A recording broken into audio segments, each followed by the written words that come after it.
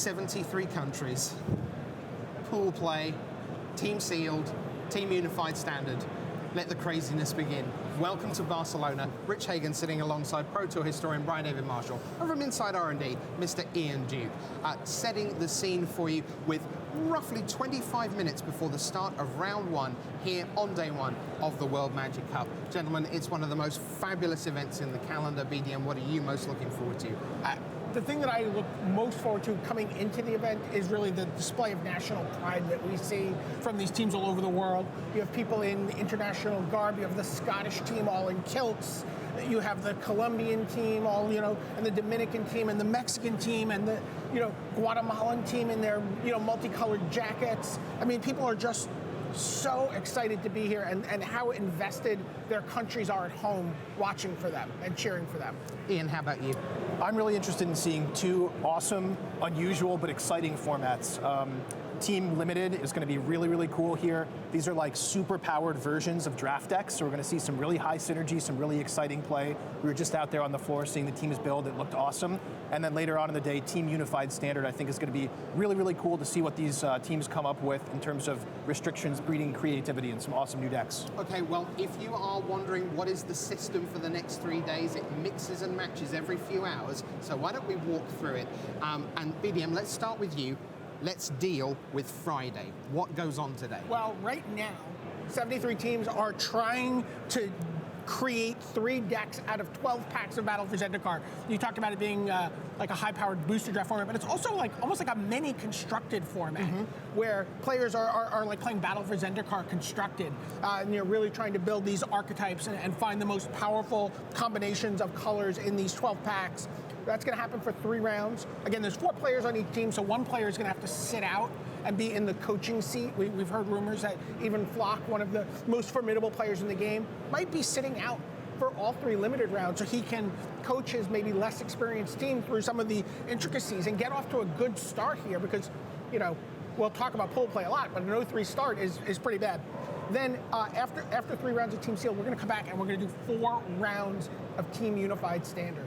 And that's, again, this idea that if you have 3 standard decks, if you stack them on top of each other, make a 225-card deck, it has to be standard legal still. So only 4 copies of Polluted Delta, only 4 copies of Siege Rhino through all 3 decks. You can't exceed that maximum.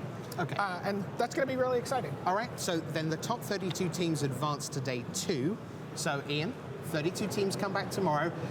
Then the really fun math bit starts. So tell us about team pool play. Right, so day 2 is going to be team pool play, which means those 32 teams are divided into 8 pools of 4, and they're going to play round robin among their pools, which means 3 rounds, each team playing against each of the other teams, and then the top 2 teams will advance to the second half of day 2. Yeah, by far and away the most important thing on that page you're looking at there, if 2 or more teams are tied at the end of pool play, the team with the highest seeding will advance. Seeding matters. You'll hear us say it all weekend long. It is so important to come out of day 1 with a high seed because it means you can go 2-1 in pool play and advance to the next stage. Talking of the next stage, BDM, the second half of Saturday looks like this. Yeah, so we get from that 32 teams, 2 teams from each pool advance. That leaves us with 16 teams. That's 4 pools of 4. And again, those teams will be reseeded. We're going to get a new seeding for them.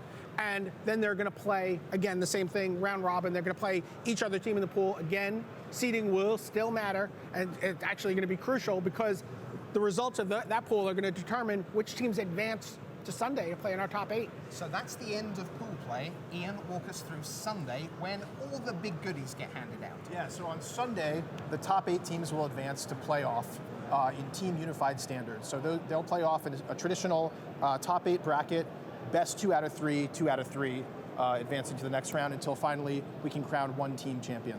And very exciting, we will show you every turn of the top 8. We will show you quarterfinal 1 in its entirety and then move on to quarterfinal 2, 3, and 4. Traditionally, we've had to ram them all together. We've got the space this time. You will see, if your team is in the top 8, you will see them win or lose live on air.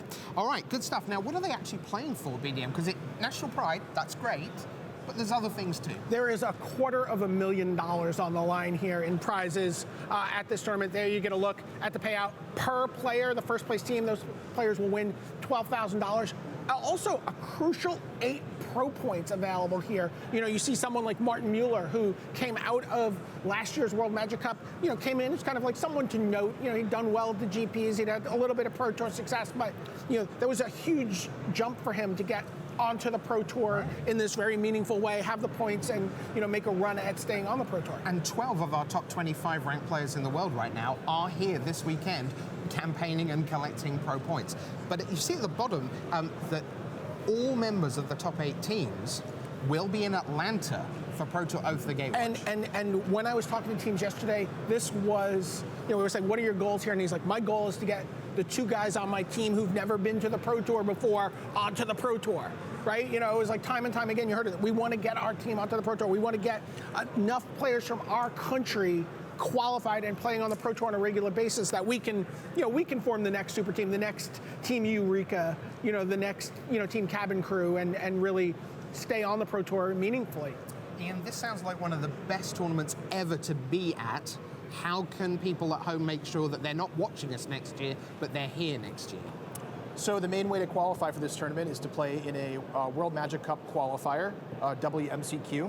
And if you win one of those, then you'll get to represent your team here. Okay, that's all very straightforward. Great stuff. Thanks for that, Ian and BDM. Now, I know that you're all desperate to know what are your countries doing out there during the build. We had a chance to walk the floor. We got a look at all 73 countries, and you can take a look at that right now.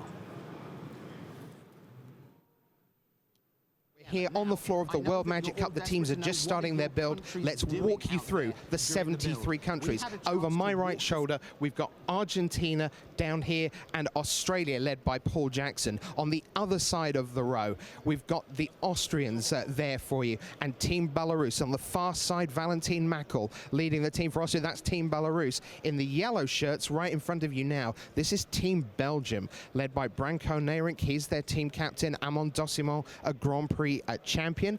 And there you see Paulovita Dama de Rosa, one of the best, most decorated players in the history of the game. He leads Team Brazil, and on the far side you've got the Bulgarians there.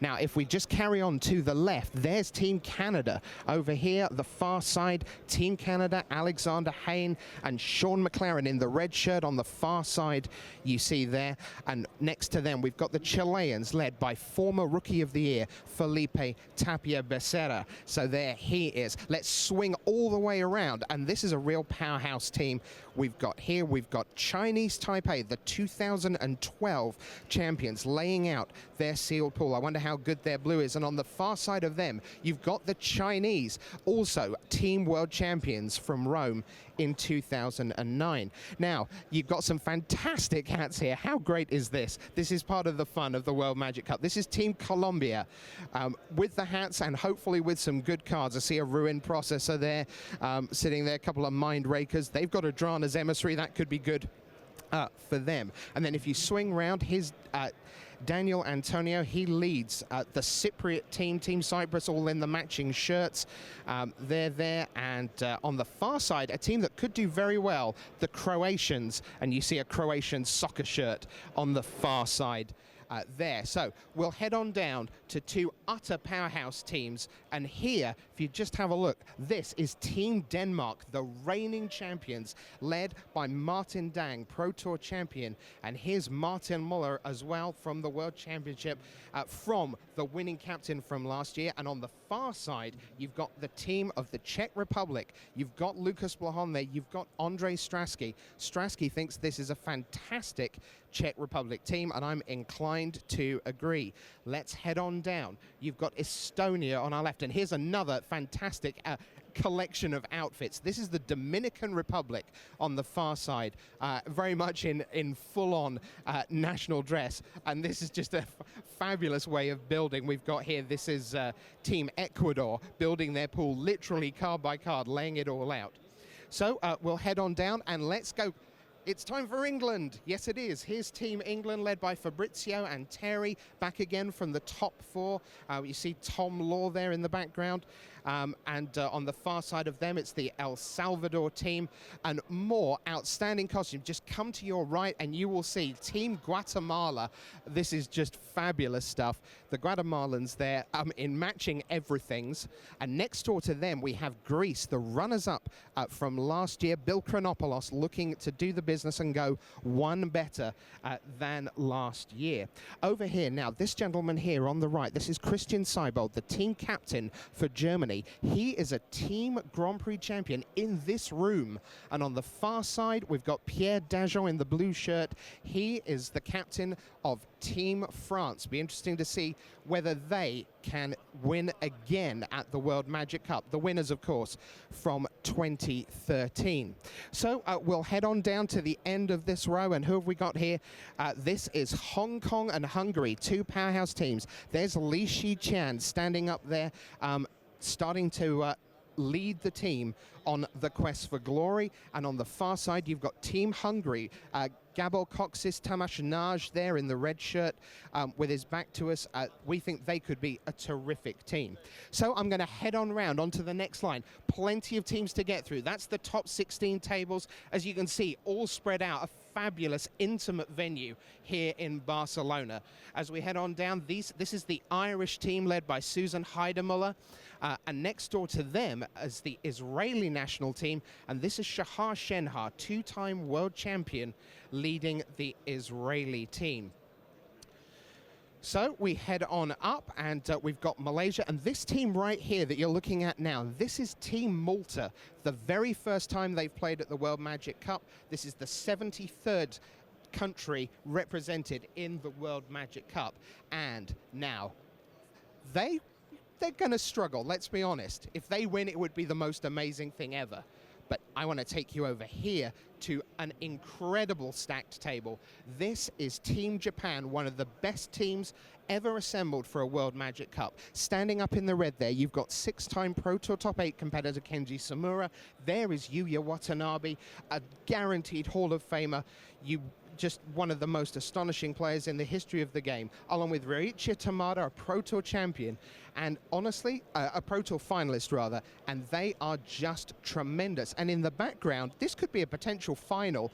You are looking at the Italian team of Marco Camiluzzi on the right in the green cap there, and on the far side of him, Andrea Mengucci, a really terrific 1-2 punch for the Italians. Now, talking of Hall of Famers, there's Team Luxembourg with Steve Hatto. You're just looking at there, and in the background of them, you've got the Macedonian squad. And just come round to the right, because these are the Mexicans, and God bless them, this is an outstanding unit. So fantastic to see the matching shirts, incredible hats. And then just round to the right, here's Team New Zealand, Gene Brumby there, and the captain Jason Chung, Pro Tour Top 8 in the last year, of course. And then I'm going to swing you round to your left, and let's take a look here at Jelger Wiegersma, another Hall of Famer. He leads Team Netherlands, and they're now getting into their build. Let's move on up the chain, and I'm going to introduce you to Team Scotland. Here's the captain, Stephen Murray, and very much I'm going to get a nice low shot here, Jack, because if you just see over here, we've got kilts aplenty. Here we are. Just stand up for me, Team Scotland. Show us the kilts. Here we are. Isn't that fantastic? The official dress of Team Scotland, and God bless them, and Godspeed during the weekend. Fantastic stuff. In the background, Alexa Talarov leads the Serbian national team. So we head on up, and this is Singapore and Slovakia. In the background, you can see Ivan Flock. He, of course, is a Pro Tour champion, and he leads the Slovak Challenge this time around. And then just come left, and you'll see, again, a team that's done this every year. This is Team Uruguay, and they are in their white shirts and pale blue ties. That is the dress for every year. Whoever qualifies, that's what they all agree to wear.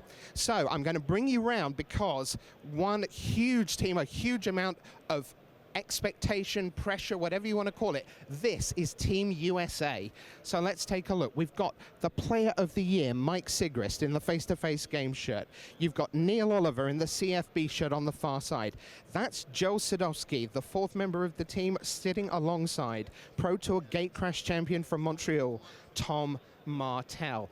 they are in with a great shout of doing tremendously well. As we see the South African team here, led by Sinan Effendi. Good to see the South Africans here. Hi guys, welcome along to them. They're sitting next to the Slovenians, led by Robin Dola. As we head on down, here's table 28. Who have we got here? This is the Russian Federation and Romania. Here's Team Russia right now. And what about the defending champions? Let's get a look here.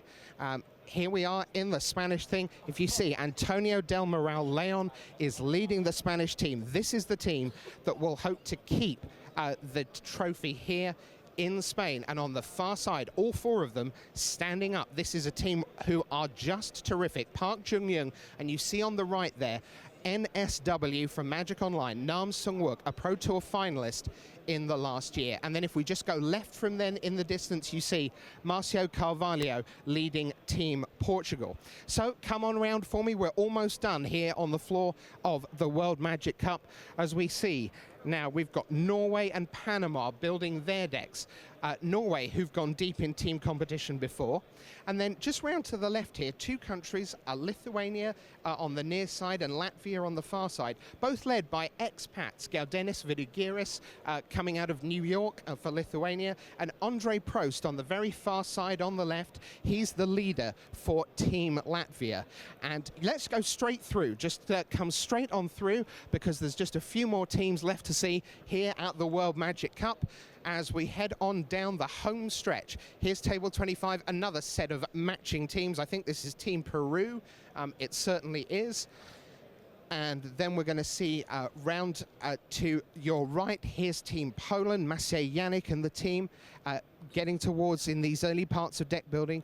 Starting towards, we've got looks like a blue-red deck there and a black-white allies and life gain going on. Here's the Philippines, they're in and gearing up. Again, just starting to head towards 3 decks each. Here's Team Wales. So hi guys, welcome along. So that's Team Wales, who are looking to replicate the feats of Nick Lovett from 2006 when he made the top 8 of the individual event.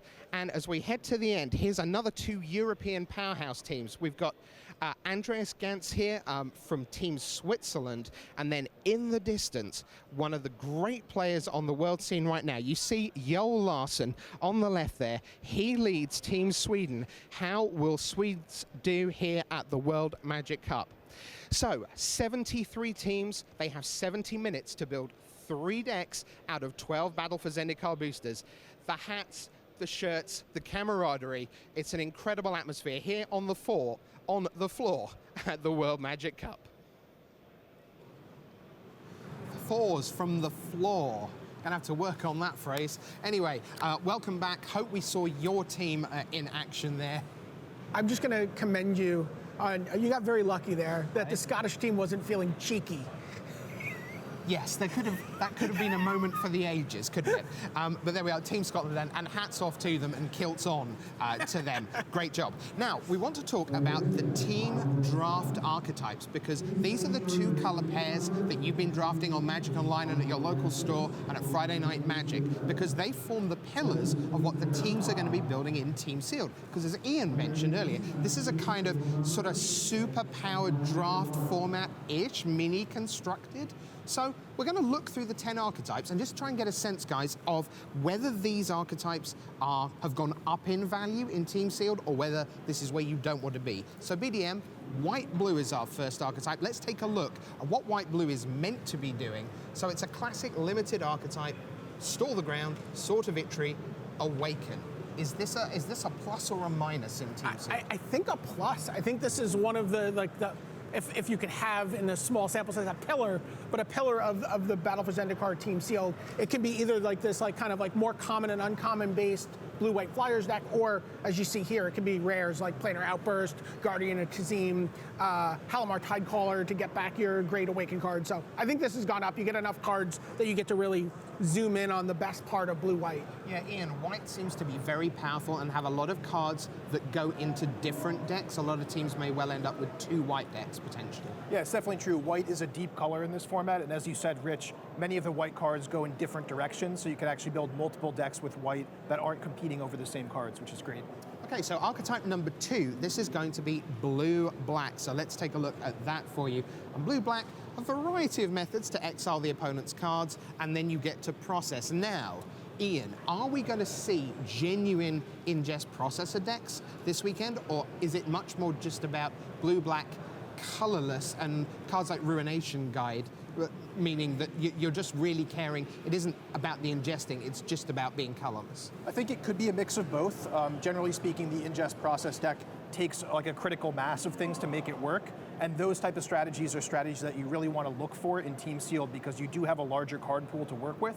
And so those synergy-based decks are often going to go up in value. What's your sense, BDM? Do we get enough to get to ingest in Team Sealed? I saw a little bit of both. I saw some people were like, well, we didn't get enough Mist Intruders or Benthic Infiltrators, but I also saw teams saying like, oh, I got like 3 Swarm Surges here. Can we make this happen? We talk about that mini constructed feel where they're like, I've got enough of this common that I'm able to build a deck around it. So. All right, we're going to stick with black. We're going to add red to it. So this is all about the beatdown. Let's take a look at black-red for you.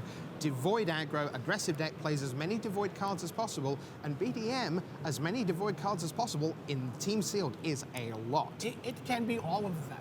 Yes.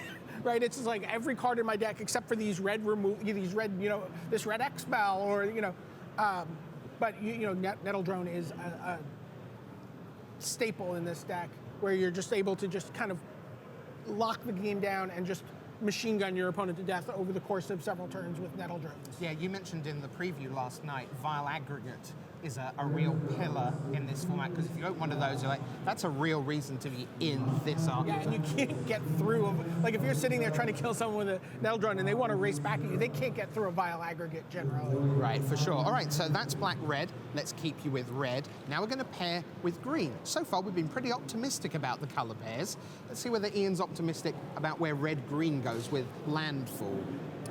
Yeah, so red-green is actually kind of a polarizing color pair in the sense that some teams are deciding they do want to be aggressive because they have a deep card pool, they have a critical mass of the commons and uncommons that can lead you to an aggressive strategy.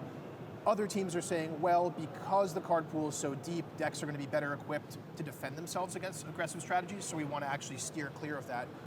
So it's interesting, different teams kind of handling the red-green deck in different ways. My take on it is one of the major questions in this format is how does our team best use our green cards? And red-green is one of the ways where you can use the green cards relatively well in a focused, aggressive deck with a very coherent strategy. So it's an option some teams will take, but it's not necessarily a staple. Mm-hmm. Let's look then at a different possible use for green cards. Let's take you to green-white. Now, BDM, I'm not sure this is an archetype that really is going to exist in Team Sealed, largely because you see the Veteran War Leader there. It's a human soldier ally. Yeah, I think when we see green-white, we're actually going to see more Naya than we're going to see like a traditional green-white deck with Eldrazi Scions and Veteran War. That War Leader's going in my Naya Allies deck, or maybe even in my Abzan Allies deck. Right. Depending on how my cards lay out. But I think you're going to tend to be more than 2 colors if you're playing green and white. And Ian, part of that presumably is because in addition to more allies and more of everything else, you're getting more land, you're getting more fixing and more ways to say, yeah, I can reliably make one of my 3 decks a proper multicolor affair. That's definitely true, although I have seen some teams considering using that mana fixing to build a converge deck rather than a 3-color ally deck. So that's one of the choices teams will have to face as they determine where those cards go.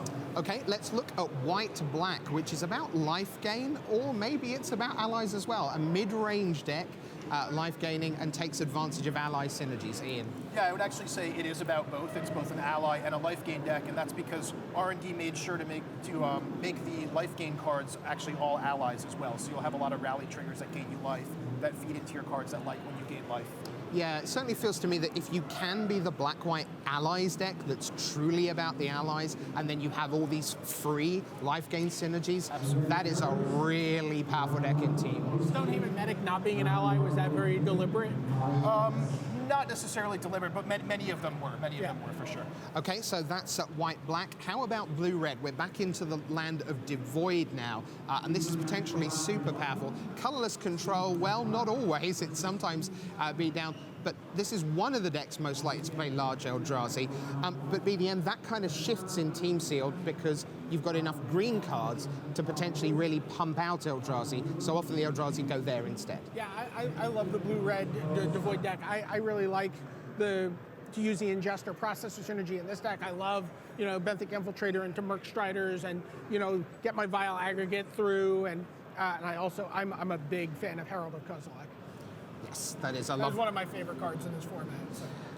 Ian, we're not giving away too many trade secrets when we say that green is not necessarily the strongest color in the format, but it's back to you to talk about another green archetype. It's green-black, Scion Sacrifice, tokens, and again, where we mentioned playing large Eldrazi is definitely an option here. Yeah, black-green is one of the archetypes that I think gains a lot in this format as compared to draft. It can be very difficult in draft to assemble the critical mass of cards you need to get all the sacrifice synergies working. But again, with the deeper card pool, you're able to get a larger number of token makers, more copies of cards like Bone Splinters, and then more big, high-quality, let's say uncommon and rare or mythic Eldrazi to ramp into.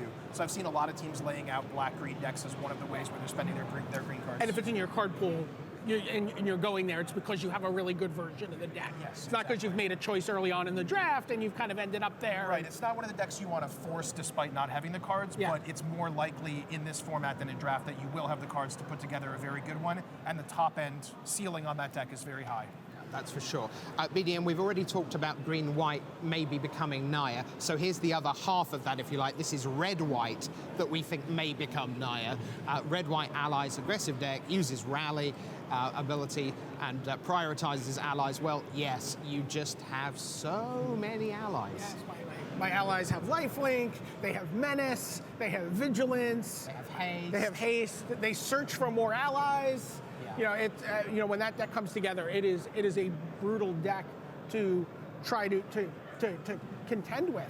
And I think, again, we see that. I think we see the green-white and the red-white maybe come together. Because, again, your mana fixing can be so good. So people taking that bucket of cards and like, well, what's my mana fixing look like? Now, Ian, you already said that you think black-green goes up in value. Here's another color pair that may, with Converge sort of sitting in and around the mix here.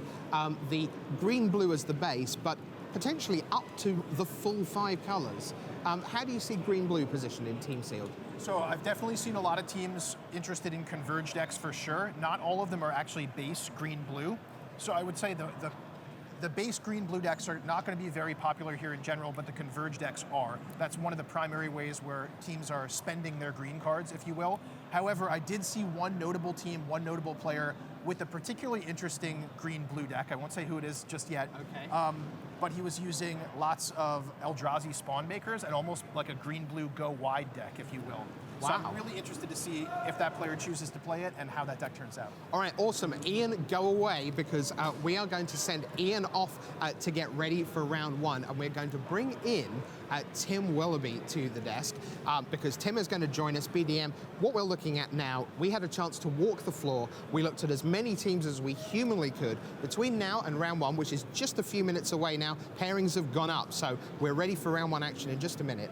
But we're being joined by Tim Willoughby. Let's walk through as many teams as we can for the people at home and give them a sense of what their teams are going to be doing. So, BDM, let's just let you start off with arguably the favorites for the whole thing, Team USA. What are they doing? Certainly, one of the favorites. You know what? They were really looking around at a lot of different mixes of cards. They have Joel Sadowski sitting on the bench coaching for the first 3 rounds. So they're going to go with their 3 big guns, their 3 most experienced players to get off to a really good start. And they were really, they just had a ton of powerful cards, and they really couldn't figure out.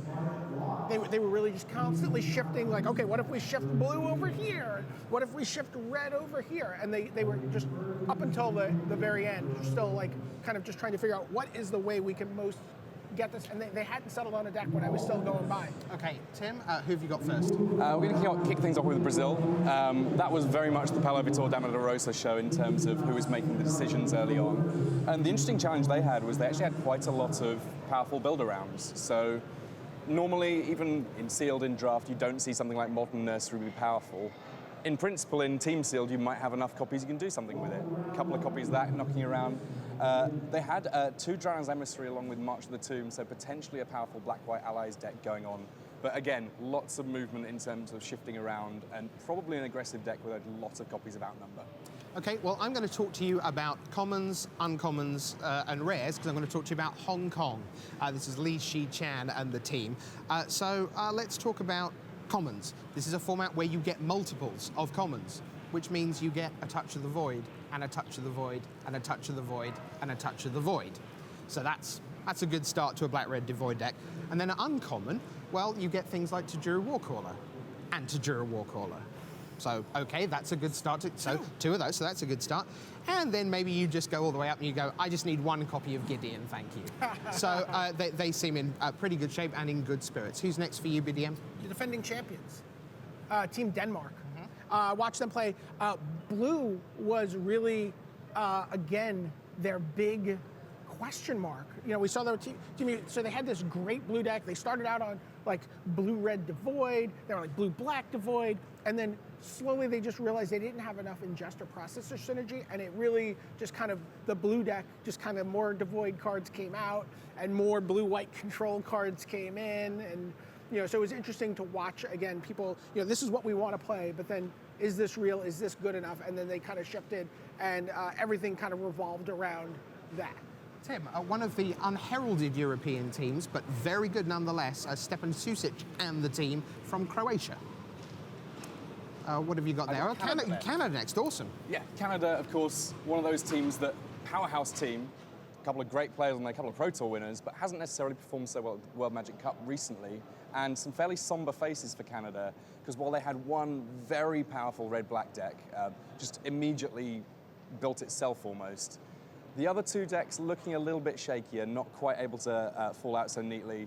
Last heard from from Alexander Haynes, was, well, that deck's clearly a 10. Can we steal any cards from it to try and put together some stronger decks for the other 2? So lots to go at there. Now, the Czech Republic, this is led by Team Andre Strasky. They have a black-red aggro deck. They have red-white allies, pretty straightforward. They haven't gone Naya. Part of the reason for that is that they have a kind of Bant Converge deck. So this is the kind of base green blue, but as we've mentioned a lot, white very powerful, and white has sort of gone in to that deck. That's where they were looking. BDM next. So I had Israel, world, 2-time world champion Shahar Shenhar leading a very young team. He has 2 15-year-olds on the team. They settled in on decks very quickly. Everyone sort of has fallen in line. They're like, we're listening to what Shahar says. And what was kind of interesting there is they did not have an allies deck. Right. I thought that was very interesting, and in fact, that's really rare. Yeah, and ended up more with like a green-red landfall, and then everything else sort of fell in line: blue-white flyers and a Devoid deck. Okay, Tim, where in the world next? We're in New Zealand next, and they actually also were looking at potentially not running an allies deck. For them, the colour that they were splitting was blue, because conveniently you've got your Devoid cards in blue and your not Devoid cards. Their blue-white flyers deck looks pristine. It's got Noyandar and plenty of spells to make sure that lands are awakened, and lots of flyers to go along with it. All right, so Sweden is up next. Joel Larsson and the team. Green-red, not especially landfally, just good cards in green and red. Blue-white Awaken, pretty standard. Blue-black Devoid is their 3rd. And so that will tell you, because their green-red is their 3rd deck, if you like, again, no allies, couldn't make the synergies quite work for them. Stay in Europe? How about the Netherlands? Netherlands, Hall of Famer Jelger Wiegersma leading the team. Thomas Hendricks actually sitting out the limited rounds. Wow. Pro Tour top 8 competitor, but sitting out the limited rounds. I thought the thing that was interesting here to me was like a deck that was primarily Simic. We saw a blue-green deck. I mean, obviously they're going into other colors. There was some converged stuff happening, but that to me was the big takeaway from there, is that they, again, that deck, which maybe was going to be a Naya Allies deck in a lot of situations, was turning out to be like a green-blue base deck. Tim, next for you. Slovakia, led by Van Floch. The big story there, it looks like they're not playing red. They just didn't have enough powerful red in their pool. Wow. But they do have a blue deck with 5 Eldrazi Skyspawners and an Abzan Allies deck with Drana as the head of the team ally there. That's utterly absurd. Tim, you need to go away because you are going to be down on the floor with all the action. So get out of here. Off you go. And the players are ready for round number 1 of the World Magic Cup. So who are we going to bring you? Well, we're going to bring you Team China, the winners of the World Championship from 2009 in Rome. And why are they in the feature match area? Because we see the beginning of the defense of the crown of Team Denmark. Martin Dang, Martin Muller, Daniel Lind and Christopher Larsen in action. Let's head down for round 1 of the World Magic Cup 2015.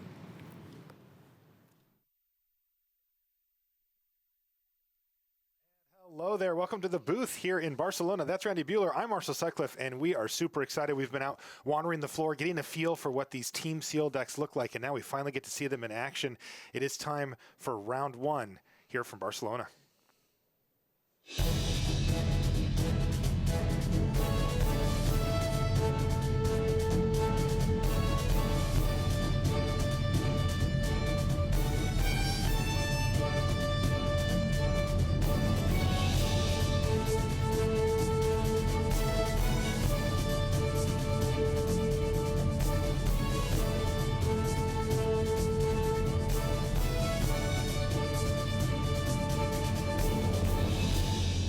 Hello and welcome to coverage of the World Magic Cup. I'm Marshall Sutcliffe in the booth with Randy Buehler, and we're ready for round 1 action. Randy, this is team sealed. All 4 competitors from each team, some of them have 3, most of them have 4, got together and built the decks. Now 3 of their players get to sit down and battle here, and we are going to start off with Denmark versus China. Let's take a look at our first feature here. You can see all 3 teams are going to be, or all 3 teammates will be sitting near each other and playing, but we're going to start here with Martin Dang. You can take a look at Martin there. The captain from Denmark. He's playing against Zhao Chong from China here. And, you know, he's actually got a decent little resume here. He's played in 5 Pro Tours and 13 GPs in his career as well. Now, Martin Dang, of course, is a Pro Tour champion. And you get a chance to look at what their decks look like here, Randy. Remember, this is Battle for Zendikar Team Sealed. Indeed. So Denmark has a Blue-White Flyers deck in the hands of Martin Dang. He's got a nice top end, too. He's got a Conduit of Ruin with a couple of Kozilek's Channelers to get there, got a Ruin Processor, and a Planar Outburst. So Blue-White Flyers, but with a nice, powerful top end. And there you see Zhao Chang. Snapping Gnarlid. That is a card I saw a lot of people putting a lot of Snapping Gnarlids into their deck when I was wandering the floor. It just felt like you could build a really good red-green aggro deck. Just how many McKindy Slide Runners, how many Snapping Gnarlids did you get? I think that's the way a lot of people have chosen to deploy their green cards today. Yeah, I've seen a lot of that out there too, and even doing a few team sealed practice builds myself. I noticed that the red-green landfall deck seemed to have a more prominent position than it did in either individual sealed or even booster draft. And here's another Snappy Gnarlid to follow things up. Yeah, this version of it is green-black, not green-red. So a couple Bone Splinters, you know, he's got a Grip of Desolation. Ob Nixilis sitting on top of the curve. Hello. Always a good one. All right, so he's only able to attack with one of his Snappy Gnarlids this turn, but it did at least get landfall, so he's got Martin Dang down to 14 already. Martin's problem is he has no white mana. No white, yeah. I mean, that Fortified Rampart is exactly what you want against opposing Snapping Gnarlids, but it's still sitting in his hand here on turn 4. Well, he's going to have to settle for an Incubator Drone here, and that's going to do a nice job of kind of holding off the attack for Zhao Chong here, though. We'll see if he's got another land drop to hit. Yeah, looks like he does. In fact, he's got plenty of them. And Martin's just going to snap off a double block here to try to take down one of the Snappy Gnarlids, and that will work. This is one of those plays where Martin's perfectly fine if Zhao Chong has some way to pump up the Gnarlid. He just has to accept that. He can't just keep taking damage over and over again, so he's forced to make the block, but it does actually work out. And he trades off the Incubator Drone for one of the Snappy Gnarlids. The other one gets in for 3 and drops Martin Dang down to 11. Another island off the top. Ugh. He might get away with it, though. Zhao Chong is, oh yeah, I mean, kind of flooded. He's very flooded. He's got 2 more lands and a Bone Splinters. He finds a Silent Skimmer off the top. Kozilek's Channelers are a pretty good blocker, though. It is. He's going to have to consider if he'd like to get rid of either of his creatures in the Bone Splinters to get rid of the Channeler. It's currently blanking his Ground Assault. And it's somewhat threatening in the sense that Martin's going to untap and have access to up to 8 mana here, maybe 9.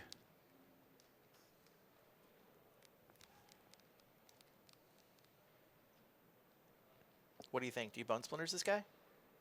I probably don't. I probably just play the skimmer and pass. Like, the truth of it is that it's going to be a long time before you get that last 11 damage in anyway, if you're on Zhao Chang's side. So Martin's going to have the time to develop his mana further anyway. Yeah, it would be nice to stifle it early here, but not at the cost of a real creature on your side. I mean, if you had a Scion, then yeah, all day.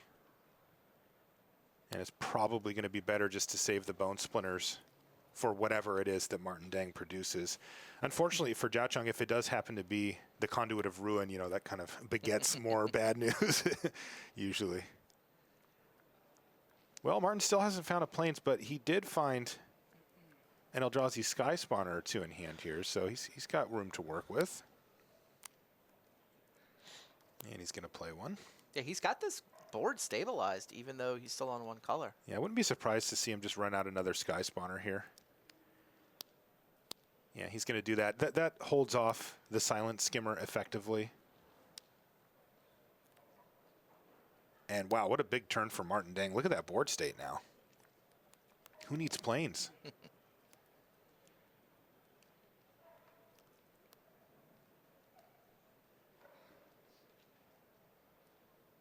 Denmark, of course, the defending World Magic Cup champions. Yeah, Martin Muller was the captain last year. Had to win a WMCQ to get through since Martin Deng won a Pro Tour. So you've got the captain, and you've got last year's captain. And another guy that you talked to, had breakfast with several members of the European Grand Prix coverage team. They're big fans of Christoph Larsen. He's got 3 Grand Prix top 8s. He's got half a dozen Pro Tours played, 26 Grand Prix. He's another player who people on the European GP circuit have a lot of respect for. So, I mean, Denmark is not just, they have more than just the top end. They're also deep this year. Definitely have to be a favorite to at least get to Sunday. Make a run at defending the title. Martin's going to go ahead and just chump block the Snappy Gnarlet here to keep his life total up. He knows that these Eldrazi Scions aren't doing a ton for him at this point, and he'd rather cash one of them in to preserve 3 life. But things have come to a grinding halt here for Zhao Chang as he just doesn't have really any way to pressure Martin's life total further. And it's kind of up to Martin to find a way to start crunching in himself.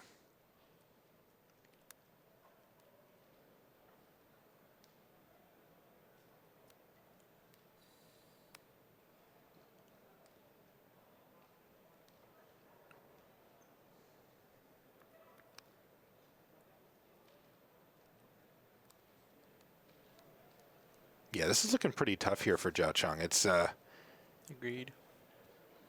He's going to take a fair bit of damage on the crackback once Martin decides it's safe to start battling. He did finally find a Plains for that fortified rampart as well.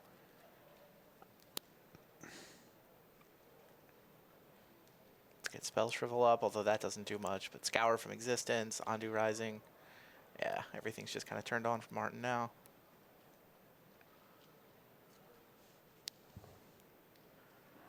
Ondu Rising with Awaken. Here we go. And this is a very effective attack strategy here since everybody just got lifelink. And, the thing about Ondu Rising, right, is that it's Awaken 4. And, I think that if you've played this format a little bit, but not a lot, you might think, oh, it's probably Awaken 3. That's kind of where they have the 5 mana Awakens at. But this one's 4. And, all of a sudden, Martin Deng just doesn't have to worry at all about getting cracked back. He just gained 14 life on that swing, if I counted correctly, putting him to 25. That's what I counted.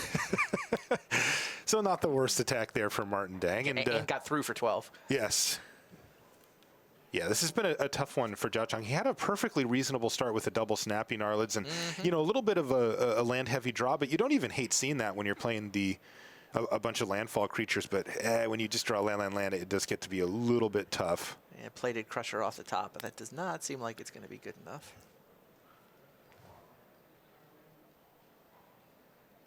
Yeah, now what the math he's doing here is unfortunately the bad math. It's, are you killing me next turn if you attack with everything?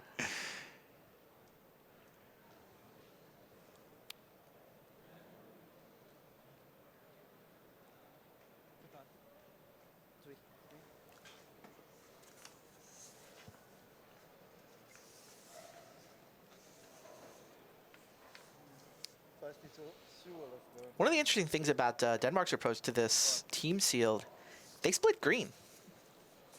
They split green. They split green.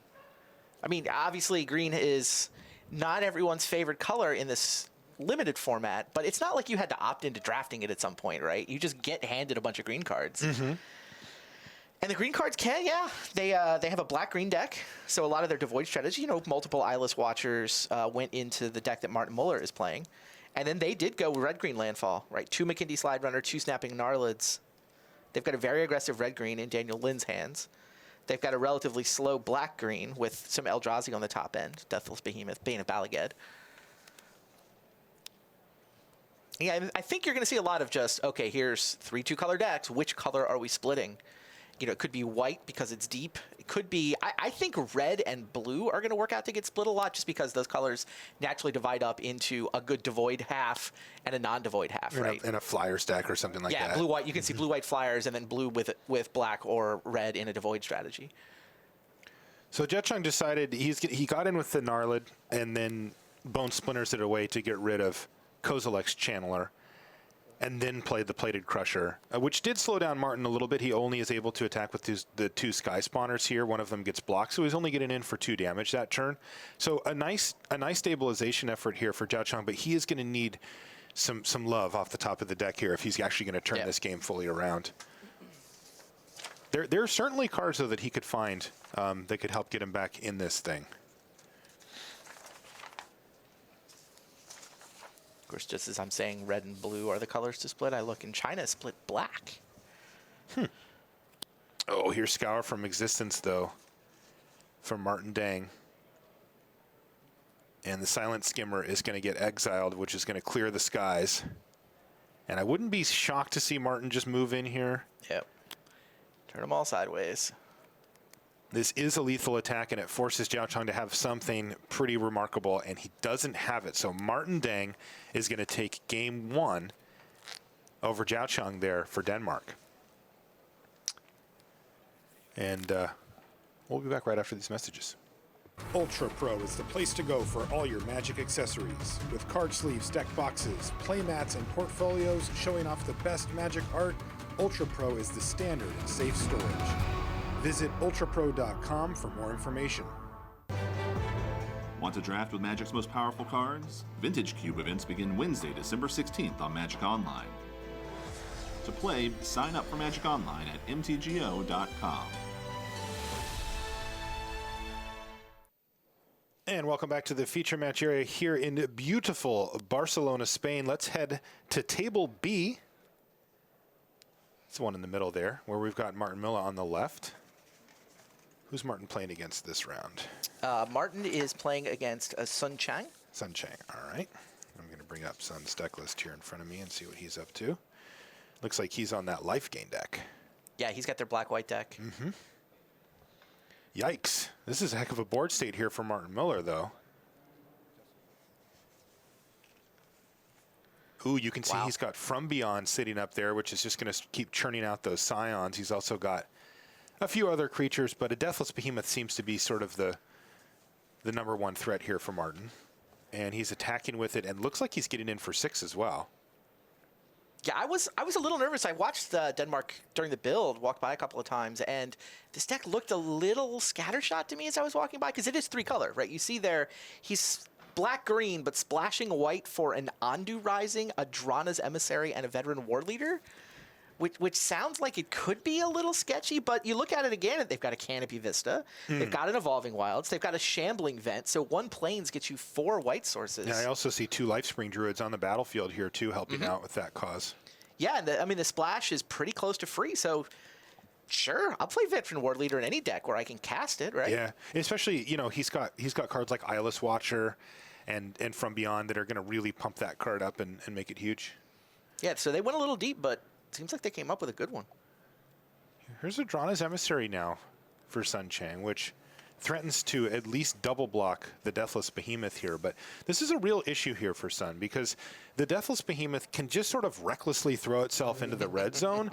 And the fact that he's got From Beyond spitting out Scions means that he can continually buy back that Deathless Behemoth, and it's a little slow, it's a little costly, but you know what? It will just keep hammering him over and over, and Sun is going to have to come up with answers continually for that thing, and that is no small feat.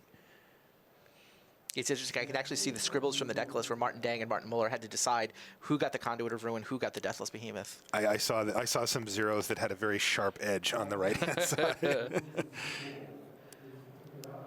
And it looks like Ondu Rising here for Martin Miller, so they chopped those up as we saw Martin Dang that's hilarious. cast that earlier. Yeah, they did split them 1-1, didn't they? That's funny. And it looks like he's put the counters on Shambling Vent here, which is a pretty slick little move, because if he were to activate that in the future, it will keep the counters. In the meantime, he is getting in the red zone here and looking to close this game 1 out against Sun Cheng from Team China. Well, let's see if Cheng has anything here. He looks like he might be tapping some lands.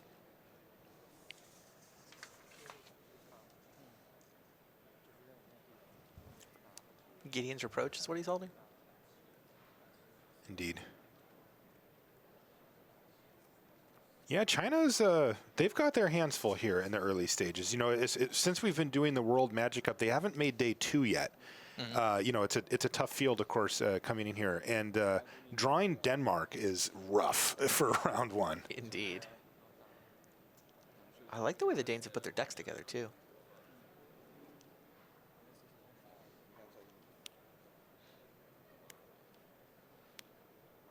Okay, here's the Reproach. Uh-oh, this is not good news for Sun. Oh, did you see what just happened here? Yeah, I did. He went to deal 4 damage to the 4/4 Shambling Vent, but Martin was ready for that. He activates it as a response. So cool. And basically gave it a 3 toughness bump by doing so. Now, that doesn't mean that this is over. That was bad for Sun Cheng, right? Like, because now he's used his Gideon Reproach and he has not killed the Shambling Vent, but the 4 damage did still happen.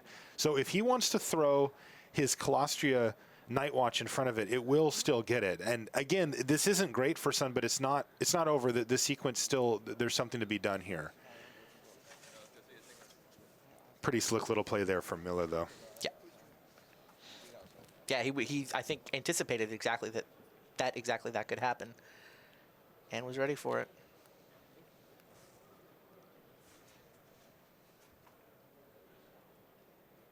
You see Xiaoming Zhang helping out. The 2 of them are effectively playing this match in tandem. And of course, that is one of the coolest things about the World Magic Cup, and you're going to see that throughout the course of the tournament, is that most teams have 4 players with only 3 playing, so there will be a coach or an advisor type role that they can bounce around.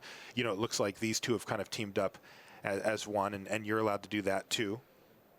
Yeah, they're the 2 least experienced of the Chinese team. They're the 2 that have not played a Pro Tour before. This is kind of their premier event debut. Yeah, it looks like he's going to block with the Night Watch like we talked about before to take care of the Shambling Vent, and he's going to gobble up 1 of the Scions as well, netting 8 damage here to Sun, putting him down to 4. He'll be right back up to 5 thanks to the Drana's Emissary. But not a great sequence there for Sun, as he's down to just the 2/2 flyer, and he's facing down a pretty nice little board state here with the Behemoth. Also, those Lifespring Druids will probably start attacking pretty soon as well. Oof, that was a close one, Sun. Almost missed his trigger. Yep, but it looks like he got it in just in the nick of time. So he goes up to 5. Martin gained a bunch of life. Remember, that was Ondu Rising that was cast last turn. That is the smile of a player who knows he's beat, I think. I think so, too. Yeah, Shadow Glider not going to be good enough here. Zhang starts to look over at the 3rd match. Oh, probably a good sign if you're in Martin Miller's seat when the coach starts getting a little distracted. I don't know. Martin likely will just attack with everything here. There really aren't any good blocks for Sun, and Martin at 25 life has just no fear of any type of crackback. He has basically no fear at all as well. I mean, he's even, he still has that From Beyond going. So, I mean, even in the worst case scenario where he gets, planar outburst or something like that, he still has a game plan. So, yep, in comes the team. That one Scion's not attacking because it's got Summoning Sickness from Beyond, but everybody else is in the red zone. This is a nearly lethal attack. This would leave Sun at 1.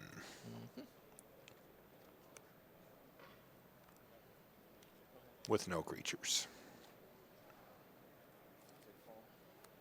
So Sun Qing makes the necessary blocks there to fall down to 1. Martin really has no incentive to play anything from his hand here. He even has drawn his Emissary in hand and just says, go. Yeah. And a Claustria Healer. No. Yeah, and that's not going to do it. So Martin Mill is going to take his game 1 over Sun Qing. So that's 2 games. Now remember, they are playing matches here, though, so more work to be done for sure. But you can take a look at our feature match area. Again, this is how the teams are set up. And looks like they finished game 1 at the top table as well. Try to see if we can get that result for you. We know Martin Deng won his first game. Martin Muller won his first game. Things looking pretty good for the defending champs. And now here we are back with Martin Deng. And it looks like he's had a nice little start here as well. Both colors? Yeah, both colors and a Coastal Discovery on turn 5, leaving the 4/4 up to block as well. So thanks, Kozilek's Channeler. Doing some good work here. Is that a grip? Ooh, Grip of Desolation, though, for the full 2-for-1 for Jiao Chong. Now, that is a huge swing. That is also why a lot of people think that Grip of Desolation is the best uncommon in the set. And yes, I know Rolling Thunder's in the set. I'm with you. I think Grip of Desolation is better. I mean, and that's the best case scenario for the Grip, right? Yes. The 4/4 Awakened Land and the Kozilek's Channeler. He just killed 2 4/4s and took out a mana source of both sides. It's pretty insane. What's the conversation here? I don't know. He did sack a Scion there and tapped 5 lands, so it looks correct. Maybe from here. missed a Catacomb Sifter trigger? Yeah, he wanted to go back and get the Scry from the Catacomb Sifter. That was exactly it. Sacking this Bond for mana does trigger that.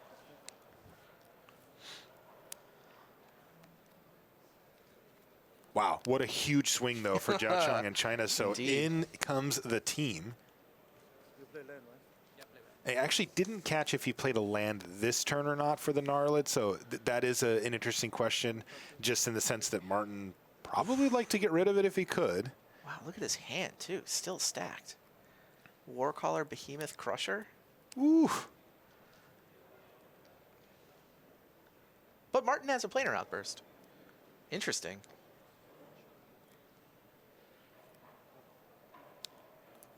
I think that was a chump block there, too. Looks like it. Yeah, so it has to be land. Planar outburst is the plan here for Deng.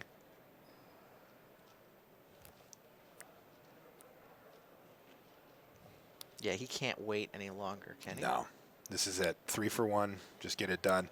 It ends up being a 2-for-3 more closely just because the Sky Spawner did just chump block there, but close enough. And here's a Scry. He decided to keep it on top. He just wanted the land so that he could make sure to play Deathless Behemoth and pass a turn back, and that's nice. Deathless Behemoth applies a lot of pressure. It also blocks well on the ground. Like, look at that. Deathless Behemoth is just going to start hammering in there and threatening Martin Deng's life total turn after turn. And Martin, I mean, he's sure he can take it a couple times, but it adds up really quick. Is this a Crusher? Whoa. Nice follow-up play for Jiao Chong. He is firing on all cylinders. These last 3 turns have been absolutely brutal. Grip of Desolation into Behemoth, into Crusher. Ooh, but Martin's got something lined up here, too. Not bad. He's got a Ruin Processor, though there wasn't anything exiled. Yeah, no he would love to have that 5 life, but he's going to have to settle for the 7/8, which does a lot of work. 7/8 body versus the 7/7 hexproof of the Plated Crusher is just right. So now the big question is, does Zhao Chang have an answer for Ruin Processor? If he can get that thing out of the way, he can win this game. He can just start smashing in with these two huge monsters. But if he can't, then Martin Dang stabilized, and we're going to have a real game here. And Tajuru Warcaller is just good enough. That does get him through. That's so funny. Normally you think of Tajuru Warcaller pumping a bunch of Scions. How about I needed my 7/7 just a little bigger? My 6/6 turns a little bigger too. Yeah, indeed. I wouldn't be surprised to see a double block here. Yeah, it's double block and a chump, right? Yep. They're both lethal. They are indeed. But that Crusher's a major issue. Martin Muller looking over. What is? Isn't he still playing? They're holding that match. Oh, I okay. think. Yeah. So that we can go back and watch it. Excellent. Yeah, and sure enough, a chump block plus a double block means Plated Crusher's down, but Zhao Chang still has the 6/6 Behemoth and the Warcaller, so any future allies are going to be more rally triggers here. And Martin Dang just plays the land and ships the turn back.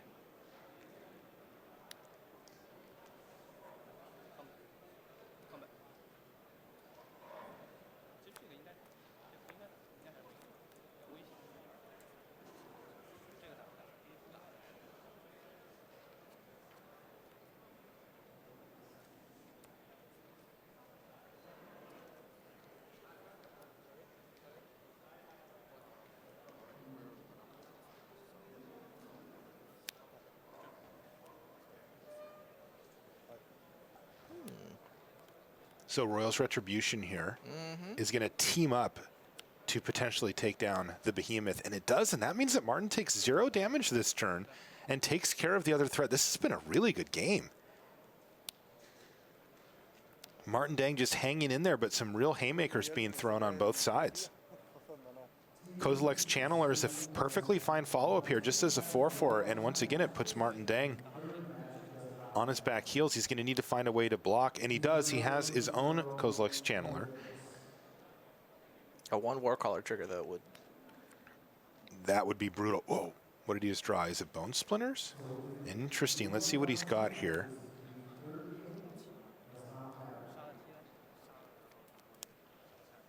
It was Bone Splinters, and he's holding Eyeless Watcher. Well, yeah, that's a pretty good combo. I think I like what I see there if I'm sitting in Zhao Chang's seat. So Eyeless Watcher is going to hit the battlefield and present a lot of food for Bone Splinters, assuming that it resolves. And you know what? It's not going to. Something's going to go horribly awry? Yeah. Martin has it in his hand, and he's kind of just been waiting for a target for it. The Channeler last turn, of course, is a little bit too big for the horribly awry, but he is going to go ahead and snap off this, and that's really important. Yeah, that was huge.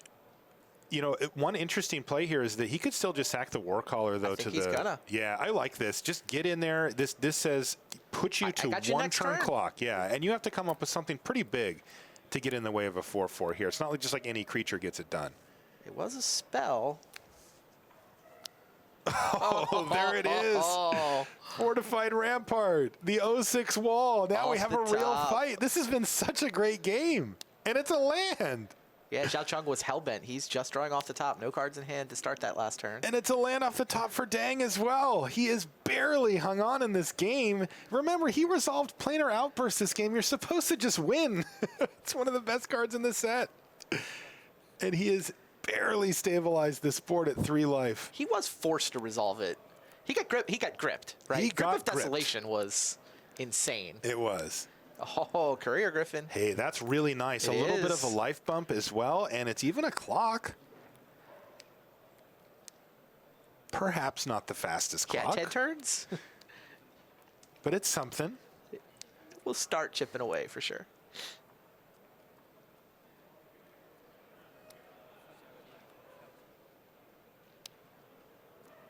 Land go for Zhao Chang. What does Martin find? A clutch of currents? Well, get in there. Must not have been. He just passes the turn back. I think it was. Oh, it was. Interesting. I mean, you get in for 3 damage if you fire off Clutch there, You would and just then you bounce don't Channeler? and then you just don't get anything else. Yeah, so it's like not super great for him to do it.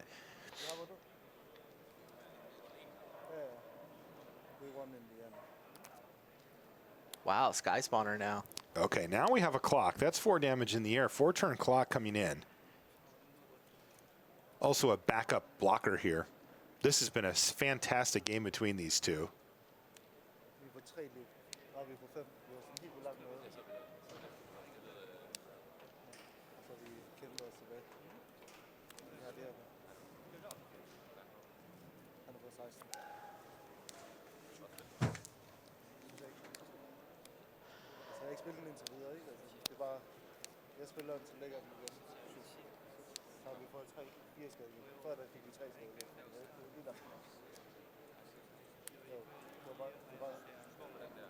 See the players consulting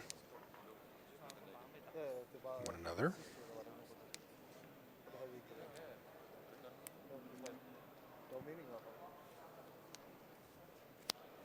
And that's Christopher Larson sitting behind Martin there, right?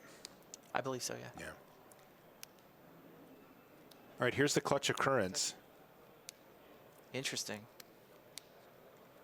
So I guess he wants to go ahead and get in 8 this turn. Is that the idea? Rather than chip away for 4 in the air, he gets in 1 shot for 8. The Channeler will come back, but now those flyers are a turn 2 Yeah, he clock. basically just knocks 1 turn off the clock there.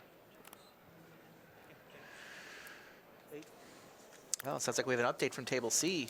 Daniel Lind has won that match 2-0. All right, so this is actually for the team match. If Martin Deng can pull this game off, we're done. yes. Yeah, Martin's up a game in his match here against Zhao Chang, and he has turned the corner. This has been an absolutely awesome game of Limited here. Grip of Desolation killed a full-on Kozilek's Channeler and 4-4 of Martin Deng's. Zhao Chang followed up with a 6-6 and a 7-7, which Martin has somehow fended off.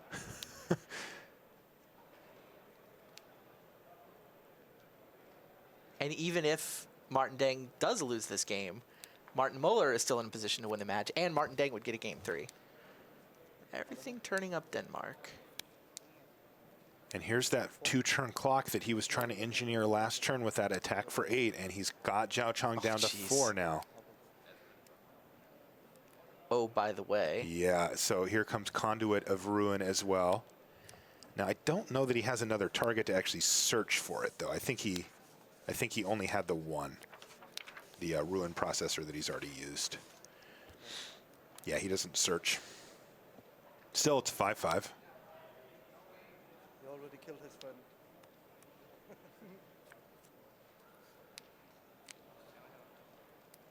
And you see some smiles over there from Team Denmark. Yeah, they haven't even dropped a game in this match. Defending champs looking quite good here in round 1. From Beyond, not going to get it done. Oh, that is brutal. That's the kind of card that if he had churning away, oh, yeah. you know, for the last 3 or 4 turns, he could do some real work with it. Yeah, he had Martin at 3. He had Martin, like, must top deck an answer to Kozilek's Channeler this turn. And Fortified Ramparts came off the top. Held off the Channeler long enough for Martin to put this Air Force together. Now, interesting with Super From close Beyond, he can pay 6 mana total here to search up an Eldrazi card. I don't know if he's been holding lands in his hand. You know, sometimes you do that thing where you're like, I'll just keep it. I've already got 7 or 8 lands, but he can play it and sacrifice it. And he's got a lot of mana to work with here, though I don't know if he has enough. Yeah, your point is he could have 2 more in play. Yes. He has a Deathless Behemoth, which we've already seen, and a Kozilek's Channeler, which we've already seen. He has to stop the Air Force, though, right? He's dead in the air. Right? That's right. Yeah, this looks like, let's look through the deck. Man. I think I'm dead, but... You know what's brutal? He has Brood Butcher in his deck, which is an Eldrazi drone. Huh. But he would need 2 more mana to be able to sacrifice one of the Scions. And that would actually kill the Eldrazi Sky Spawner and buy him time. He has the mana to play it, but does not have the mana to sack a creature. I believe so. Now, would he die anyway if just the Conduit of Ruin and the 3/3? I don't think so. You know, he can do the Brood Butcher whenever he wants. So he's going to get a 1/1 Scion. He can block with it. He can block with the Butcher. Now, if he taps the Channeler, he does have enough mana, right? Well, let's take a look. I'm assuming he needs the Channeler for blocks. Yeah, that's what I was saying. Maybe he may just die to the Alpha Strike, even if he can stop a flyer. Yes. This is the play, though. Here's Brood Butcher. Wow, this has been a super close game.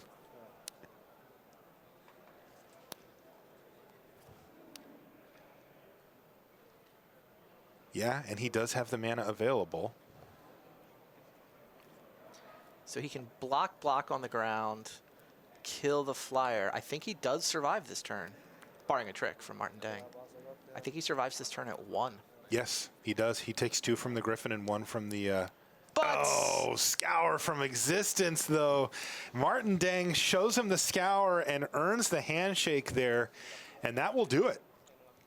Denmark is going to take down this opening match here at the World Magic Cup.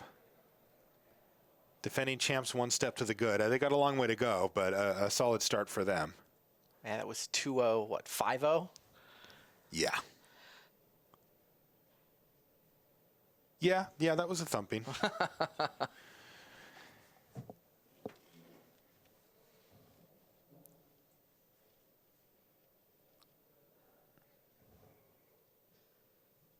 And welcome back to the booth here. You saw the friendly handshakes as they wound things down in the feature match area there.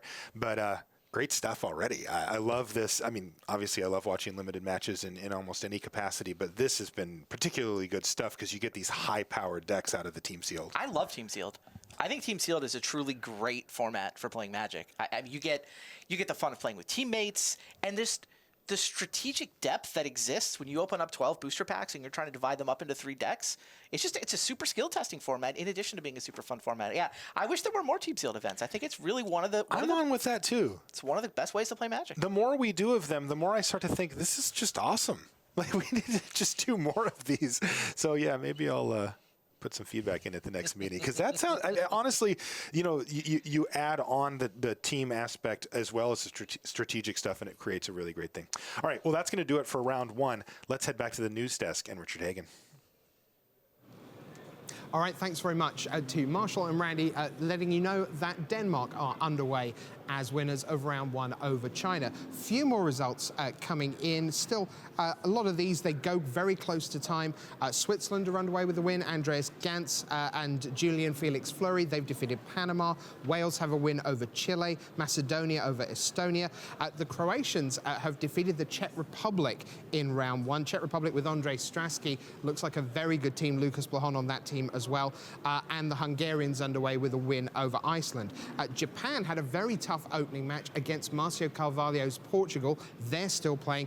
And as this session goes, we'll bring you the results as we go.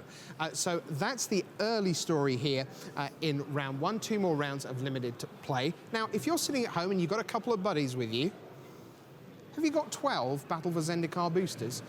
Because if you have, then we're going to be in business. We're doing a little Team Sealed build of our own. So that's what we're going to head towards. And what we're going to do, we're going to take 12 boosters, just fresh out of the wrapper, and we'll see where they take us in terms of 3 decks that you have to build. This is what you're going to do. You're going to get 70 minutes for this. So I'm going to be joined in a couple of minutes by Ian Duke and Brian David Marshall. We're going to build. We want you to do the same at home and then use the hashtag for the World Magic Cup, MTGWMC, and let us know what 3 decks you come up with in the next hour or so. We're going to start building now, build through round 2, something to do while we watch 2. And that's what the plan is as we head in. So here is Mr. Brian David Marshall, Mr. Ian Duke with us along. Gentlemen, welcome along. So let's get to it then. And let's just talk some fundamentals. What, in the perfect world, when the 3 of us, we've traveled around the world to go to our Team Sealed event, it happens to be in Barcelona, What are we hoping to open? What's the ideal? Well, I mean, ideally we want a Planar Outburst, a Guardian at Sabine, rares, a yeah. Gideon. Okay. You know, I mean, you want insane cards, but you also want, failing getting 12 insane rares, you're also really happy to get 3 of a great common, 2 of an amazing uncommon. This is a format where playing up the common uncommon synergies can really get you a far along the path. Okay. So what we're going to do, BDM, we'll just go in color order. So why don't you start off with the white cards, and we're going to make this a little harder on you than you have to do at home. We want you to do it upside down so everyone at home can see what we're getting. So away we go, just pile out the white and see what's any good. Angelic Gift, Felidar Sovereign in the red, Gideon's Reproach, Ghostly Sentinel, Felidar Cub, another Sentinel, Core Bladewell, First Strike. Yeah, I like that card a lot. Tandem Tactics, probably not something that's going to get as far as Team Sealed. Another Ghostly Sentinel. Yeah, okay, Stonehaven second Medic. Angelic Gift. I saw a number of people. Well, I saw a number of people playing that out of the sideboard, out on the floor, bringing that in against the blue-white decks. Yep. So, okay. Fortified Rampart, McKinney Patrol, there's Roy's Retribution, 5 damage. We saw that in feature match action. Core in Castigator, Inspired Charge. Let's throw that one away. You're not a fan of the Kite Sail Scout Goblin No, not even in Team Sealed. Oh, I am a fan of Lantern Scout. Yep, that's great. That's a great card. There's Sheer Drop. I see a second healer here. Another Castigator. Another Stonehaven Medic. Angel of Renewal, that's nice uncommon. Lithomancer's Focus coming down. Ondu Rising. Ondu Rising, yeah. Stasis Snare. That's a great card. Another Sheer Drop. I think we have 2 of these. Yes. Yeah. Another McKinney Patrol. Another Core Castigator. A Planar Outburst. Well, that's exactly the card. I'm really looking to open. Your wish is granted. When I open white. Okay, so Ian, how is our white? What's your take on what we've just laid out? It's looking okay. We've got a couple really awesome rares here in Felidar Sovereign and Planar Outburst that stick out to me.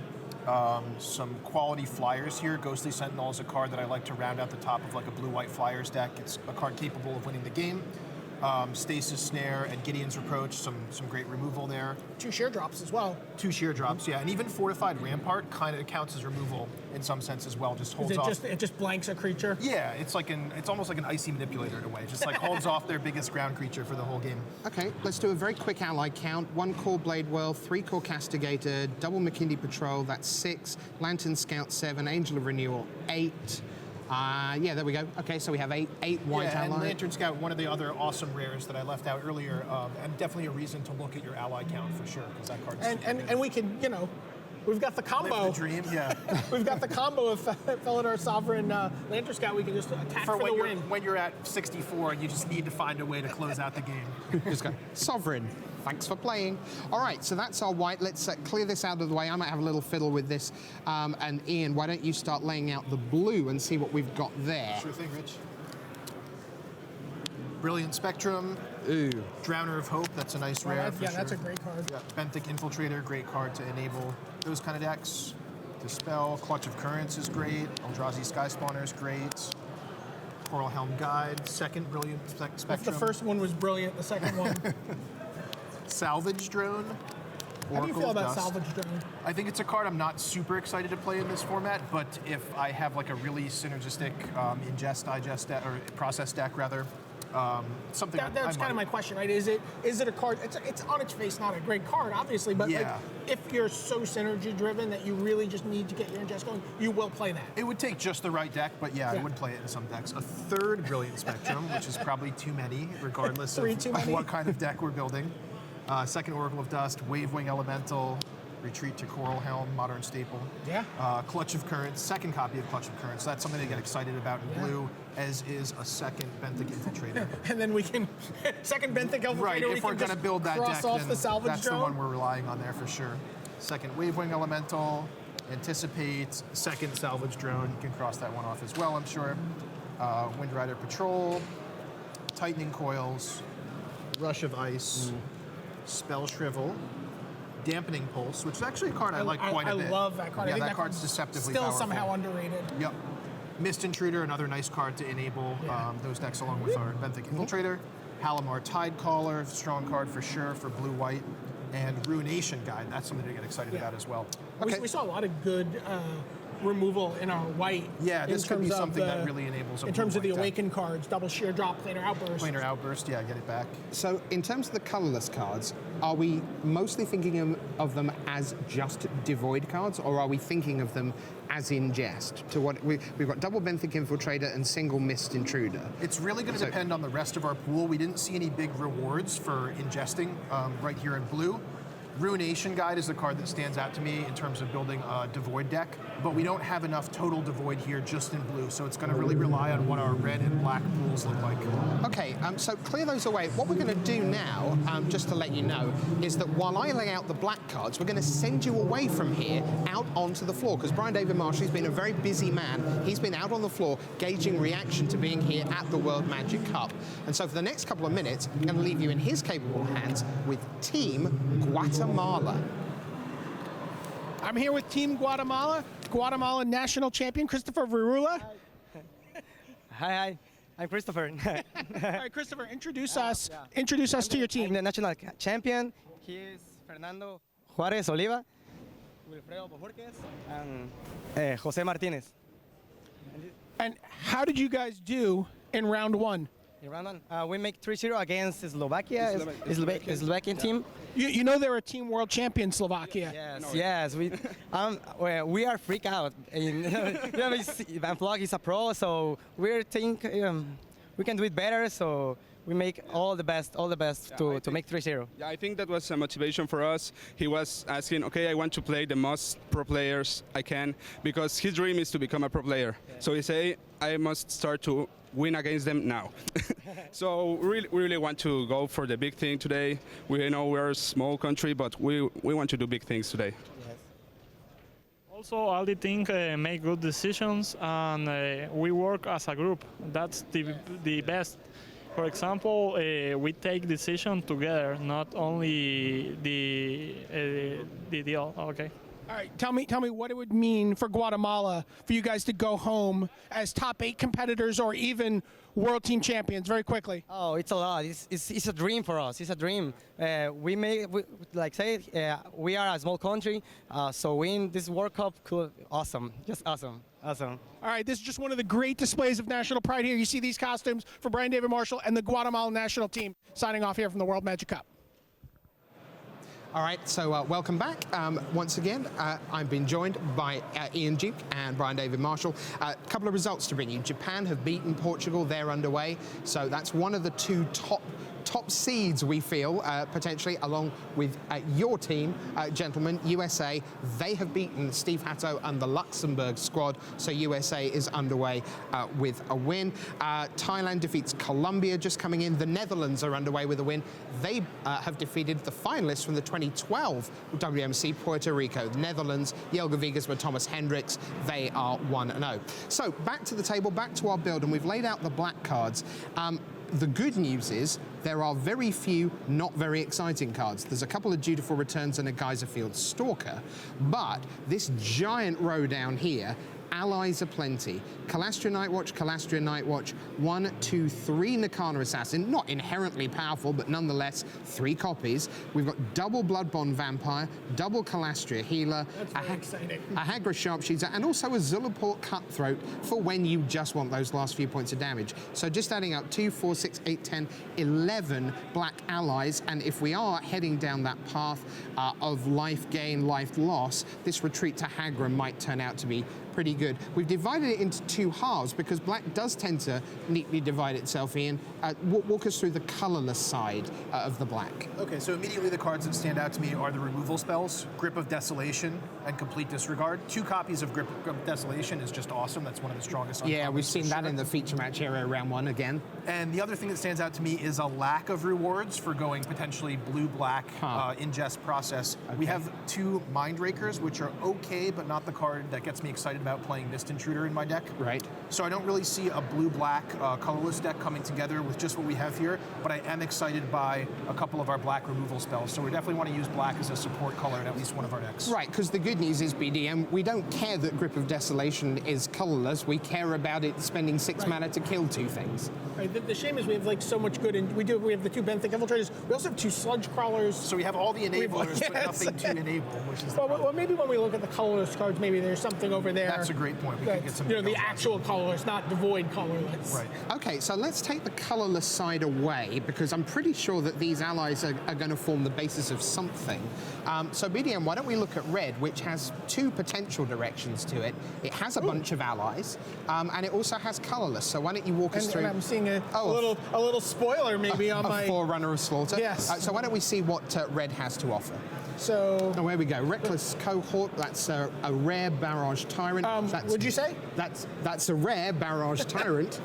2 of those. Kozilek Sentinel in colorless. McKinley Slide Runner. There's Touch of the Void. Here's a Molten Nursery. And more colorless. Vestige of Emrakul. Shadowskull Recruit. Goblin Warpaint. No one's playing that ever. That is not true. No? That is not true. There is a team out on the floor that has splashed the war paint all over the place. They've got 4 copies of Goblin Warpaint in their deck, and they were playing all their 1-drops. Awesome. And they were like, yeah, in game 2 we'll get them with Omnath. But game 1. Fantastic. All right. Goblin Warpaint, which may be in our deck. Oh, I'm just going to keep this for later when we... Okay. Rolling Thunder. Oh, nice. Valakan Invoker just went by. Yeah. Lava Step Raider. So Lava Step Raider, that was one of the cards that they're playing with their Goblin unknown Warpaint. team is playing. Yeah. Vile Aggregate, that's a card we talked about in the preview show. Outnumber here, we'll throw that with the lands, even though it's... Sure. There's a second Goblin Warpaint. Maybe we're doing it. No, we're not. I'm not going to let you do that. I'm not going to let me do that either. Belligerent Whiptail. There's a great, one of the great colorless red cards. Yeah. A second Reckless Cohort. Another Vestige of Emrakul. Yeah, there's a lot of really Shadowskull good Recruit. red colorless here. Some red allies here. Another Lava Step Raider. Oh, wow. A key Fire Mantle uncommon. Mage. I love this card. Yeah. Yeah, that's a massive deal. Incidentally, just to bring you some Second Nettle Drone. a few more results coming in. Austria defeats Venezuela. Singapore underway with a win. And Malta in their first ever World Magic Cup match, they drew. So they're still undefeated in World Magic Cup play. A draw against Ukraine. Spain, the hosts, are underway with a loss. Peru defeated Spain. Good job by them. Guys, our red looks tremendous. And we have 2 different directions. We have some really, some early red allies. Fire Mantle Mage, a terrific red ally. 2 Shadowskull Recruits, if somehow black-red allies was a thing. The ability to gain some life. Rolling Thunder is a card that really stands out here. And then the colorless red, the Devoid red is just spectacular. Double Touch of the Void, double Nettle Drone, double Barrage Tyrant, double Vestige of Emrakul, a Vile Aggregate. The red is just, this is so far, I think, is this, white is still stronger, but I think white and red are our 2 strongest colors so far. Yeah, for sure. Although this is also very impressive. This is a good pool so far. Yeah. I'm excited. I am too. And we've still got the green cards to come. Yay. All right, talking of which, let's clear the decks, and Ian, let's wade through the green. I can tell you that the round is paired here in round number 2. Their players are out there on the floor gearing up. Some terrific matches coming your way. Team USA will face Northern Ireland in round 2. Northern Ireland won their first round. South Africa had the bye in round 1, so they now go into action for the first time at 1-0. Brazil will face South Korea. That's a really good one. Nam Sung-wook up against Paula Vita Dama de Rosa. There's the 2 team captains there. The Netherlands, they face Romania. Japan, their round 2 at 1-0 will be against the Turks. Turkey have underway with a win. Ian, you're laying out the green. What's going on? So we have a couple copies of Jotty Offshoot here so far. So I know there's a team out on the floor that's looking for those for standard. So. Yeah, I'm sure. A couple other solid cards here so far. Ornreef Invoker, Snapping Gnarlid. Trying to divide things up here between our colorless and our non-colorless, just so it's a little easier to view at home. Another Invoker. Seek the Wilds. Territorial Baloth number 2. Rot Shambler. Oh, Rochambeau, this is a card that can be pretty good in black-green decks. Actually, I've seen some Yeah, we haven't teams looked using it at here the this gold weekend. cards yet, so we don't know, if there's what's out there. But that really wants a lot of Eldrazi token makers, right? Right, and here we have 2 copies of Eyeless Watcher, which is Yeah. actually one of the best token makers. So that's something to look into for sure. As one might And two expect, blister pods. nothing super exciting here in green. Doesn't look like we have any exciting rares. But yeah, I could see it supplementing a deck for sure. Are you generally disappointed or excited to see a color? We've seen 3 strong colors. Right. Is it exciting to see a weaker color maybe that you can? Yeah, it is. It sort of makes the decision-making process a little bit better. And I think if we were to come up short in one of our colors, we'd rather it be green, since that's probably the weakest color on average anyway. So I'm going to add in to this the colorless cards, because often if you have plenty of green token makers and acceleration and Lifespring Druids and natural connections. No Lifespring Druids, by the way. No, and so in a way, we want this pile not to be very good, because if we have lots of great Eldrazi, I'm not sure we have a great way to get there. Let's see. We have an Ulamog's Despoiler, Conduit of Ruin, which accelerates us into something bigger. Ulamog's Despoiler, by the way, is a nice payoff for our for some of our blue cards and our black cards, If we make a blue-red deck or a blue-black deck. Yep. Triple Hedron Blade, double Pathway Arrows. Only one of those cards might see play, I guess. We do have some big Eldrazi. 2 Eldrazi Devastator and a Desolation Twin. Scour from Existence, Titan's Presence. We're not super blessed in the Eldrazi department. So I just want to warn you. Yeah. And I'm going to warn both of you. You're going to play Hedron Blade a lot? No, I kind of want those Pathway Arrows in the black deck. They're a great sideboard card at least for sure. I'm starting one. You're going to start one? I'm going to start one with 3 Nirkana Assassins and a Retreat to Hagra. The ability to give any creature Death Touch with the Retreat to Hagra. That's really interesting. And the Nirkana Assassins, and enough, if we build it that there's enough life gain that we can consistently trigger the Nirkana Assassins gaining Death Touch.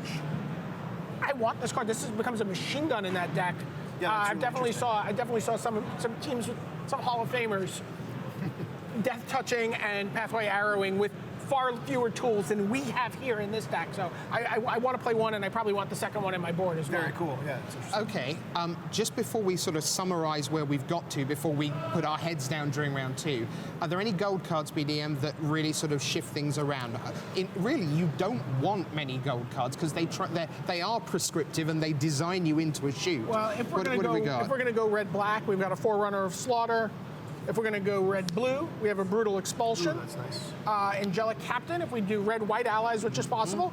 And we have a Grove Rumbler. So green-red was actually a very popular deck out on the floor. Yep.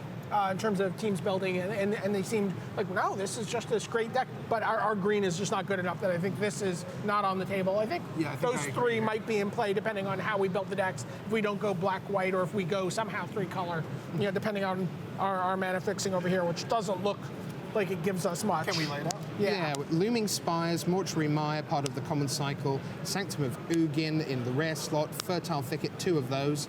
And then we've got a black-red Smoldering Marsh, Blighted Woodlands, a Spawning Bed. That's a nice card. A Blighted Step. So that helps with and the an life Evolving gain. Wilds. So we have 1 Evolving Wilds. So not a ton of mana fixing here. No, but also as we've gone along, there's been no sense of us wanting to build a 5-color special anywhere along this. No Converge rares or exciting Converge cards that, Exert Influence seemed to be the card that was, exerting that influence in terms of people wanting to build a Converge deck. You have to find a home for that. That's the card they want to play. Interesting thing with the Converge decks is Fertile Thicket is a card I've seen laid out all across the tables so far today in the tournament, really enabling those Converge decks. And importantly, even if you're not green, this can let you splash some Converge cards in a non-green deck, and this gives you your extra color and also helps kind of throttle your mana. Up and down. I'm sure at home you're already starting to think what our 3 decks ought to be. Hopefully you're building along with us at home with your 12 packs of BFC.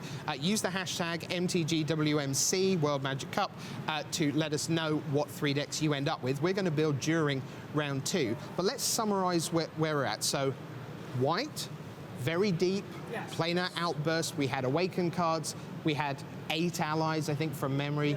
Felidar Sovereign is maybe a big finisher after a planar outburst. Yep. So white, pretty exciting, and potentially going in 2 decks. Yeah. Potentially. Potentially. Blue, terrific, but not really in terms of the ingest, even though we have 2 Benthic Infiltrator and a Mist Intruder. Yeah, I'd say our blue was a little bit on the shallow side if we're not going into the ingest type archetype, but it does have some exciting cards. Halimar Tidecaller is a card that I'm very excited about in that deck because there were a lot of Awaken cards that we could, rebuy with that. It becomes Eternal Witness in that deck. Yeah, Sheer Drop, Planar Outburst, fantastic there. So then we have the black with a ton, it was like 11 or 12 allies. The colorless didn't really work out as colorless, but 2 Kalastri Healers and 2 Bloodbond Vampires is the foundation for a very, very exciting deck. And there was a Lantern Scout in all white in the ally section. Plus of some that deck. awesome removal spells to supplement whatever deck gets the did we black have in it. 1 complete disregard? I know we had 2 did. grip. 1 complete disregard, 2 Right. grip. 2 Grip of Desolation, which is super, super exciting. I mean, people want to open that more than they want to open Rolling Thunder, depending on who you talk to. Talking of Rolling Thunder. Oh, we had one of those too, so we don't have to worry about it too so much. let's talk about the red then, BDM. You had a good look at that. Again, looks like it could, it looks more like it could split 2 ways, but probably not into actually 2 decks. Right, we had a lot of red allies, but not super spectacular ones. Reckless Cohorts and Shatter Skull Recruits. Right. We did have a Firemantle Mage. That's the exciting one, which is the exciting because part. that really does win games if you play it last. Sure. That really is often the end. And the Angelic and the Captain, Angelic which Captain. would go in a red ally deck if we have Yeah. it. And then, but we had colorless. a ton of red colorless cards. We had 2 Touch of the Voids. We had 2 Nettle Drones. We had a Vile Aggregate. double Vestige of Emrakul. Double as well. Vestige of Emrakul. We have a Brutal Expulsion over here as well. I believe there was a Molten Nursery in there. Yeah, it was, If we yeah. wanted to really just sort of go really down the linear of the blue-red Devoid deck. Yeah, that's a card I don't love in typical EFC sealed or even in draft. But in this format, sometimes you get the Devoid deck that's like all Devoid cards. We could build a 21 Devoid card deck with 1 red color card, Right. Rolling and Thunder. in that deck, or, Molten Nursery certainly makes the cut. Yeah. So then we've got green in front of us, Ian, and in some ways. Can I just put away the green?